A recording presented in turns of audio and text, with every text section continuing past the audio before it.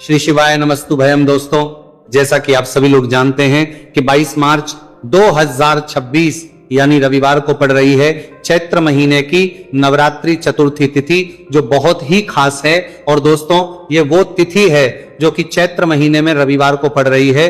दोस्तों, इसी दिन किया जाने वाला पंडित जी द्वारा बताया गया एक लाल फूल और एक सफेद फूल वाले उपाय आप लोगों को जरूर करना चाहिए, क्योंकि दोस्तों ये एक ऐसा उपाय है जो कि हर दिन नहीं किया जाता। चैत्र महीने में जो रविवार की चतुर्थी तिथि आती है उसी दिन किया जाता है। अगर आप लोगों ने इस उपाय को नहीं किया है या किसी कारणवश नहीं कर पाए हो तो इस चैत्र रविवार चतुर्थी तिथि के दिन इस उपाय से मत चूकना। दोस्तों देखिए, ये दिन इतना खास होता है, इतना महत्वपूर्ण होता है।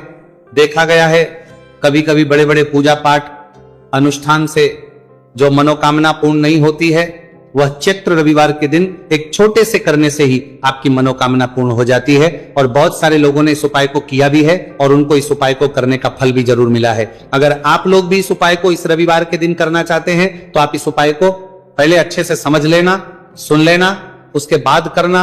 आपको इस उपाय का फल जरूर मिलेगा, आपकी सभी मनोकामनाएं पूरी हो जाएंगी। दोस्तों, हम आपको यहां पर बता दें कि ये जो एक लाल फूल और एक सफेद फूल वाले उपाय है, ये उपाय पंडित जी ने अपनी अभी की सीहोर की कथा में ही बताया है।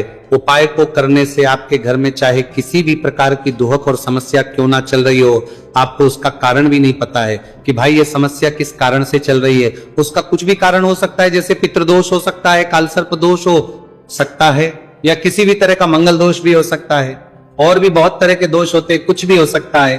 पर आपको इस उपाय को करने के लिए अपने दोष को पता लगाने की भी जरूरत है। आपके घर में किस कारण से इतनी दुख और परेशानी आ रही है वो भी आपको पता लगाने की जरूरत नहीं है। बस रविवार को चतुर्थी तिथि के दिन इस उपाय को कर लेना है, क्योंकि इसी एकमात्र उपाय को करने से आपके पूरे घर परिवार में सुख और शांति हो जाएगी। आपके घर में अच्छे अच्छे काम होने लगेंगे। आपकी जो भी मनोकामना होगी वह भी धीरे धीरे करके पूर्ण होना शुरू हो जाएगी। अब हम समझते हैं इस एक लाल फूल और एक सफेद फूल वाले उपाय को आपको करना कैसे है, किसको करना है, किस करना है और कैसे करना है। देखो, उपाय बिल्कुल आसान है, बस समझने वाली बात है, ध्यान से समझिए। उसके बाद ही आप लोग जो है इस उपाय को जरूर कीजिएगा। सबसे पहली चीज हम लोग ये समझते हैं कि इस एक लाल फूल और एक सफेद फूल वाले उपाय को इस आने वाली रविवार चतुर्थी तिथि के दिन किसको करना है। तो देखिए, इस उपाय को घर के सभी सदस्यों को करने की बिल्कुल भी जरूरत नहीं है। घर में से कोई एक मुख्य बड़ा सदस्य इस उपाय को करेगा तो उस घर परिवार के सभी सदस्यों को इस उपाय को करने का फल मिल जाएगा। पर वो बड़ा सदस्य कौन होगा, कौन व्यक्ति इस उपाय को करेगा, तो यहां पर देखिए हम आपको बता दें, घर की जो बड़ी माताएं बहनें होंगी, घर की बड़ी माताओं बहनों में से कोई भी एक माता बहन इस वाले उपाय को कर सकती है। अपने पूरे घर परिवार के लिए घर में सभी सदस्यों को इस उपाय को करने की जरूरत नहीं है। मात्र घर की जो माताएं बहनें हैं उनमें से कोई भी एक माता बहन इस वाले उपाय को करेगी तो उसके घर परिवार के पूरे सदस्यों को इस उपाय का फल मिलेगा। अगर किसी कारणवश माताएं बहनें घर में उपस्थित ना हो या वो इस उपाय को ना कर रही हो, कुछ दिक्कत हो, तो भाई उस जगह पर फिर घर का कोई बड़ा व्यक्ति भी इस उपाय को कर सकता है। माताओं बहनों के कहने का मतलब यह था कि माताएं बहनें घर की लक्ष्मी होती है।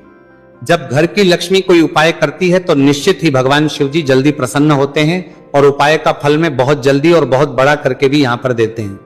तो आप लोग ये बात समझ गए होंगे। अब हम ये बात समझते हैं कि इस वाले उपाय को हमें करना किस समय है। एक लाल फूल और एक सफेद फूल वाले उपाय को हमें चतुर्थी तिथि के दिन करना किस समय है। तो देखिए, इस उपाय को करने का जो समय है, सुबह का समय भी है और शाम का समय भी है। अब देखिए, यहां पर हम मुख्य रूप से सुबह का समय नहीं बोलेंगे, क्योंकि देखिए ये जो चतुर्थी तिथि है, और आप सभी लोग जानते हैं रविवार चतुर्थी तिथि के दिन का प्रदोष काल का मतलब शाम का जो समय होता है ना, इस दिन भगवान शिव जी का सबसे प्रिय दिन होता है। तो आप लोग इसे एक लाल फूल एक सफेद फूल वाले उपाय को सुबह के समय भी कर सकते हो और शाम के समय प्रदोष काल में भी कर सकते हो। सुबह के समय अगर कर रहे हो तो 10 या फिर 11 बजे तक भी अगर उपाय करोगे तो भी आपको उपाय का फल मिलेगा। वही अगर शाम के समय कर रहे हो तो इस दिन जरूर शाम के समय का ध्यान रखना कि शाम के 6 बजे से लेकर 7 बजे के बीच में अगर आप इस उपाय को कर सकते हो तो बिल्कुल कर लेना, पूरी कोशिश करना। पर अगर किसी कारणवश इस समय के बीच में ना कर पाओ तो रात 8 बजे तक भी अगर आप उपाय को करोगे तो आपको उपाय का फल जरूर मिलेगा। यह बात आपको समझ आ गई कि आप इस उपाय को सुबह और शाम दोनों समय कर सकते हो। मतलब करना आपको एक ही समय है। घर में से किसी एक ही बड़े व्यक्ति को करना है, एक ही बार इस उपाय को करना है, दोनों समय नहीं करना है। आपको जो समय अच्छा लगे आप उस समय पर इस वाले उपाय को कर सकते हैं। तो चलिए जानते हैं इन विशेष उपायों के बारे में। लेकिन उससे पहले जो भी मेरे भाई मेरी प्यारी बहनें आज चैनल पर पहली बार आए हैं या मेरी आवाज आज पहली बार सुन रहे हैं, अगर आप भी महादेव के सच्चे भक्त हैं तो वीडियो को लाइक और चैनल को सब्सक्राइब जरूर कर लें और कमेंट बॉक्स में लिखें हर हर महादेव। देखो अब सबसे पहली बात आती है कि इस उपाय को हमें करना किस लिए है। जैसा कि हमने अभी आपसे बोला कि इस उपाय को करने के बाद आपके जीवन में बहुत सारी खुशियां आएंगी, आपकी मनोकामनाएं पूर्ण होंगी, आपकी धन की समस्या दूर होगी, आपकी पैसों की समस्या दूर होगी। अब देखिए, अगर आप लोग सोच रहे हो कि भाई हमें अपना घर बनाना है पर घर बनाने के लिए पैसा नहीं है, हमें गाड़ी लेना है पर गाड़ी लेने के लिए पैसा नहीं है, हमें जमीन लेना है पर जमीन के लिए पैसों की कमी पड़ रही है, अगर ऐसी ही दिक्कत परेशानी या किसी भी तरह की धन से जुड़ी हुई समस्या या पैसों से जुड़ी हुई समस्या अगर आपके जीवन में चल रही है तो ये उपाय निश्चित ही आपके जीवन में बहुत सारे फल ला के दे सकता है। इसीलिए अगर आपके घर में बहुत ज्यादा दिक्कत समस्या परेशानी चल रही है, धन से जुड़ी हुई, पैसों से जुड़ी हुई, धन की बहुत ज्यादा कमी आ रही है, पैसों की आवक नहीं हो रही है, तो भाई आप लोगों को इस वाले उपाय को जरूर करना चाहिए। घर में से किसी एक भी बड़े व्यक्ति को अब इस उपाय में करना क्या है वो सबसे पहले हम लोग जान लेते हैं। उपाय की सामग्री हम लोग सबसे पहले जानते हैं कि इस उपाय में किस किस चीज की आवश्यकता पड़ेगी। तो देखिए, उपाय का नाम तो एक लाल फूल और एक सफेद फूल वाला उपाय है, पर इस उपाय में कुल मिलाकर 4 सामग्री हमें लगने वाली, जो कि पंडित जी ने खुद सीहोर वाली कथा में बताया है। और जो हम आपको उपाय बताते हैं वो पंडित जी द्वारा बताए गए होते हैं, अलग से हम कुछ भी नहीं बताते हैं। तो यहां पर हम लोग समझते हैं कि इस उपाय की सामग्री क्या है। तो देखो, उपाय की जो सामग्री है वो 4 सामग्री है, जिसमें से सबसे पहली सामग्री है एक बेलपत्र। देखो बेलपत्र क्या होती है, बेलपत्र जो शिव की शिवलिंग पर चढ़ती है। दूसरी चीज है एक शमीपत्र, शमीप्र शिवलिंग पर ही चढ़ता है। तीसरी चीज है दोस्तों एक लाल फूल, उपाय का नाम है, तो एक यहां पर आपको लाल फूल लेना है। अब ये लाल फूल कौन सा लेना है, देखो शिवलिंग के ऊपर जो लाल फूल चढ़ता हो उनमें से कोई भी एक लाल फूल पसंद कर लेना और वो कहीं से तोड़कर या कहीं से खरीद कर लेकर आना और उस लाल फूल को उपाय में प्रयोग कर लेना। उसके बाद में एक सफेद फूल का विशेष रूप से ध्यान रखना, जो सफेद फूल शिवलिंग पर चढ़ता हो सिर्फ वही सफेद फूल लेकर आना, इसके अलावा कुछ मत लेकर आना, लेकिन केतकी का मत लेना। तो एक एक मात्रा में ही आपको ये चारों सामग्री चाहिए, एक बेलपत्र, एक शमी पत्र, एक लाल फूल और एक सफेद फूल। ये चारों सामग्री आप लोग तैयार करके रख लें। प्रदोष काल में या सुबह के समय जब भी आप इस उपाय को कर रहे हैं, जैसे ही आपके उपाय की सामग्री तैयार हो जाती है तो क्या हम सीधा उपाय को करने के लिए इन चारों सामग्री को उपाय करने के लिए जा सकते हैं? नहीं, तो यहां पर आपको इस बात का ध्यान रखना है कि हम भगवान शिव जी को प्रसन्न करने के लिए तो जा रहे हैं, हम अपनी मनोकामना को पूर्ण करवाने के लिए तो जा रहे हैं। तो इस तरह से आप को गैर मान कर देते हैं रहे हैं, पर हमें यह दर्शाना बिल्कुल भी नहीं है कि हम सिर्फ अपने फायदे के लिए भगवान शिव जी के मंदिर में आए हैं। इसलिए हम इस उपाय को करने के साथ साथ में भगवान शिव जी की पूजन अर्चना के लिए कुछ सामग्री भी जरूर लेकर जाएंगे। जैसे कि सुबह समय अगर आप उपाय को कर रहे हो इस एक लाल फूल और एक सफेद फूल वाले उपाय को, तो भाई सुबह के समय आपको एक लोटा जल लेकर जाना है। जो लोग प्रतिदिन शिव जी के मंदिर जाते हैं, पूजन अर्चना करते हैं, जल चढ़ाते हैं, फूल बेल पत्र सब कुछ चढ़ाते हैं, भाई वो अपनी पूजन अर्चना वैसी की वैसी ही करना। बाकी जो सिर्फ उपाय को करने के लिए जा रहा है, जो कुछ भी लेकर नहीं जा रहा है, उसे कम से कम 1 लोटा जल अपने घर से भरकर लेकर जाना, अगर आप उपाय को कर रहे हो, है ना। क्योंकि इस वाले उपाय को आप भगवान शिव जी की पूजन अर्चना करने के बाद ही करना। वहीं अगर बात करें शाम के समय की, अगर कोई व्यक्ति शाम के समय प्रदोष काल में इस वाले उपाय को कर रहा है, तो भाई आपको मात्र एक घी का दीपक तैयार करना है। ये बात हम हमेशा बोलते हैं, शाम के समय प्रदोष काल में कोई कर रहे हो ना, तो दीपक का विशेष महत्व होता है। रविवार, चतुर्थी तिथि, दिन का प्रदोष काल में जो भी व्यक्ति दीपक जलाता है ना भगवान शिव जी के मंदिर में, भाई उसके जीवन से सारी दुख और परेशानियां भी दूर होती हैं। तो भाई इस दिन दीपक का विशेष रूप से ध्यान रखना आप लोग। अगर आप इस उपाय को शाम के समय प्रदोष काल में कर रहे हो, है ना, ये जो दीपक आप लोगे ये आटे का लोगे। जो आटा आप गूंद दोगे उसके अंदर कुछ भी मत डालना, मात्र सादा आटा लगाकर उसे तैयार कर लेना और एक मीडियम साइज का दीपक तैयार कर लेना।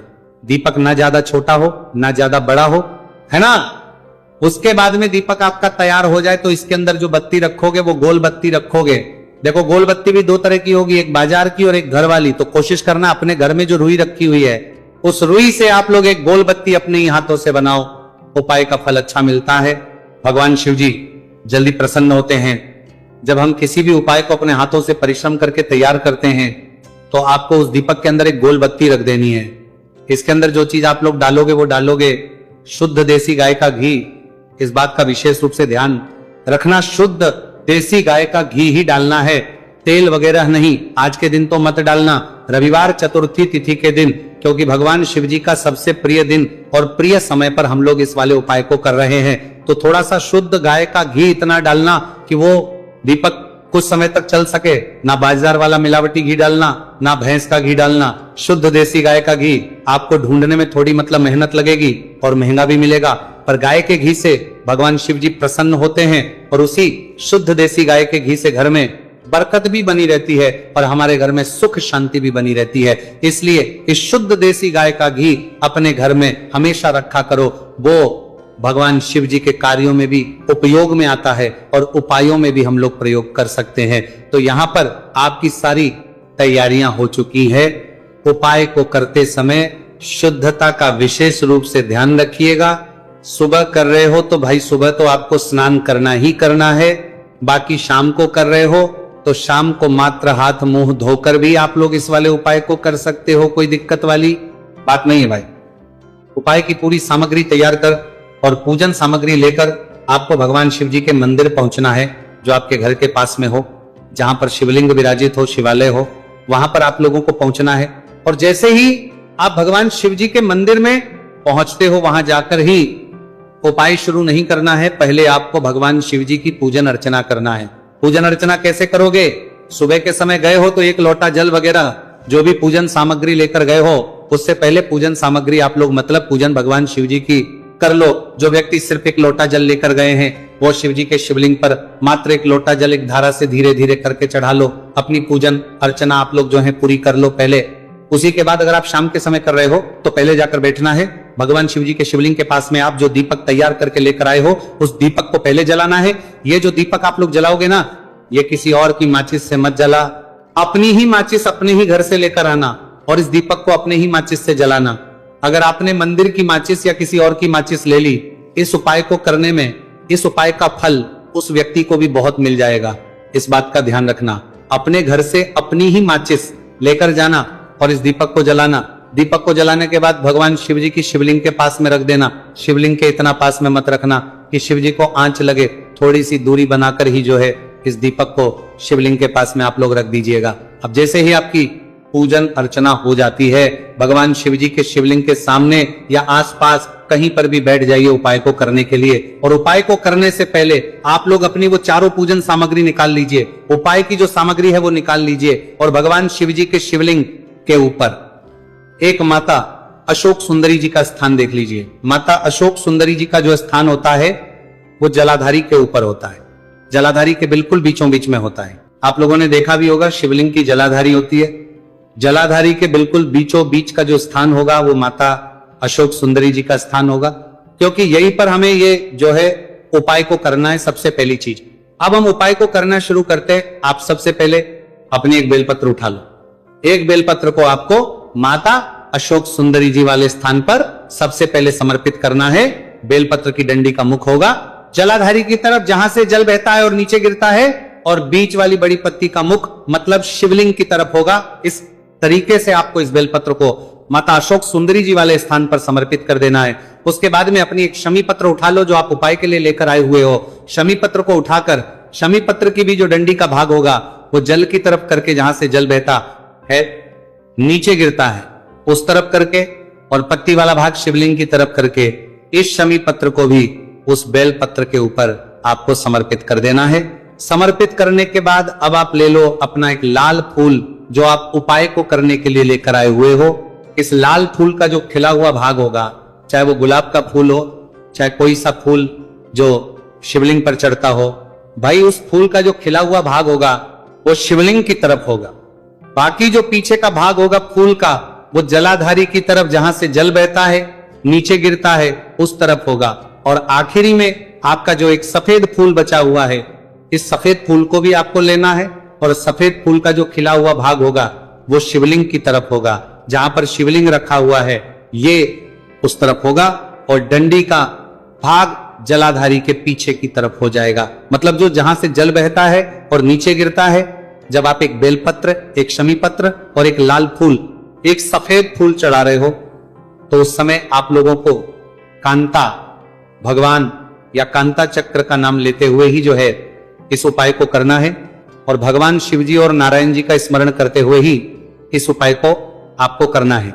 तो जब भी आप एक बेलपत्र, एक शमी पत्र, एक लाल फूल और एक कमी हो रही है, जो भी दुख और समस्या परेशानी चल रही हो आपको अपनी, वह दुख और जो है भगवान शिवजी से उपाय को पूरा करने के बाद वहीं पर पास में बैठकर बोल देना है। हाथ जोड़ के आंखें बंद करके अपनी परेशानी और श्री शिवाय नमस्तु भयम का जाप करना है।